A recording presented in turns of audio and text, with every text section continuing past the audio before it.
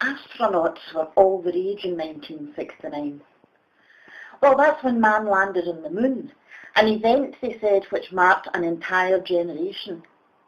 But apart from me and my daughters adopting Sea of Tranquility, man's landing place on the moon, as a secret mantra for when the exigencies of their existence threatened to overwhelm us, the moon landing put nothing in our pockets.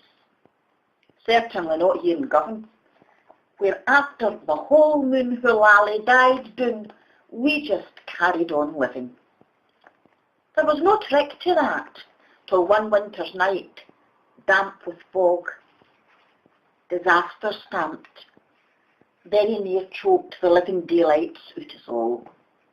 And that did mark an entire generation.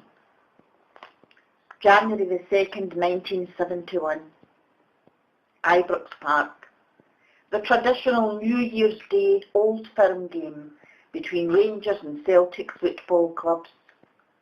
Stairway 13 collapses. 66 Rangers fans dead, and our world's turned upside down.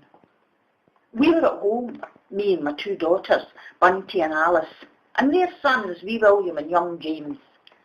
The menfolk were at Ibrox, supporting their team.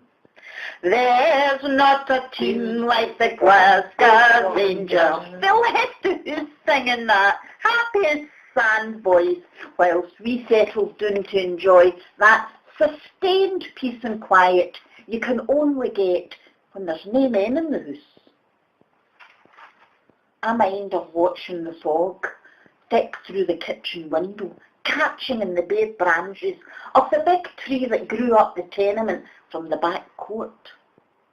The radio was on in the background, tracking the match, but nothing much was happening, so I switched it off. Nobody spoke for a good few minutes, all enjoying this wee lull in the proceedings. The memory of those few minutes is still clean as cotton in my mind. Uncanny. Then Bunty got out my mother's cut glass whisky tumblers and poured us a New Year's off, breaking the spell. Alice poured us a second, and soon we were on the verge of a right knees up, but the two Rains, not a peep out of them, still all newfangled with their Christmas toys. We started getting the dinner ready for the men's return from the match.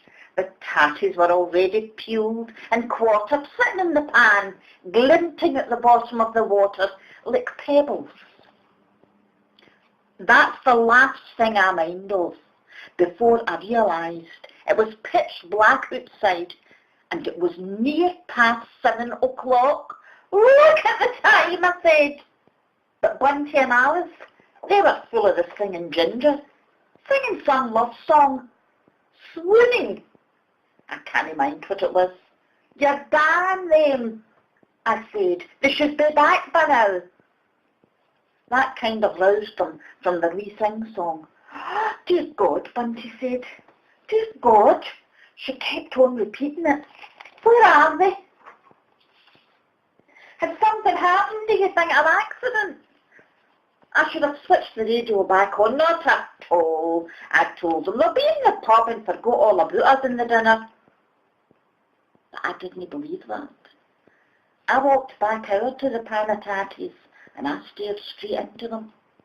I couldn't take my eyes off them, and then I near jumped out my skin when a heavy hand hammered the front door like they were going to put it in. Bunty was at that door fast as a whippet. It all happened that quick. Before I knew it, two big polis, no the scrawny wee skinny millings you get now, were in the room. Their faces were heavy as thunder. I knew straight off. You'd have to have been daft not to. The bigger of the two polis brought out a notebook, read out my man's name, Manny Wilson, and Alice's man's name, Archie Cameron. But they didn't read out Bunty's man's name, William Ross. You could have heard me and Alice's screams down at Ibrox, but no Bunty's. No, with the Polish omitting William's name from that notebook. Her face, Bunty's face, set like a dead mask, and the silence coming from her was louder than our screams. Nobody could tell us why William's name wasn't in the Polish's notebook. In the end, they found his body stretched out along the top of the pitch with the others. That was a relief and a sorrow for poor Bunty.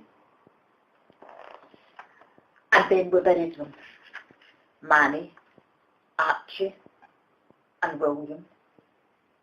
And in time, we put one foot in front of the other and tried to keep going. But their places, Manny's, Archie's and William's, no. Nobody will ever take their places.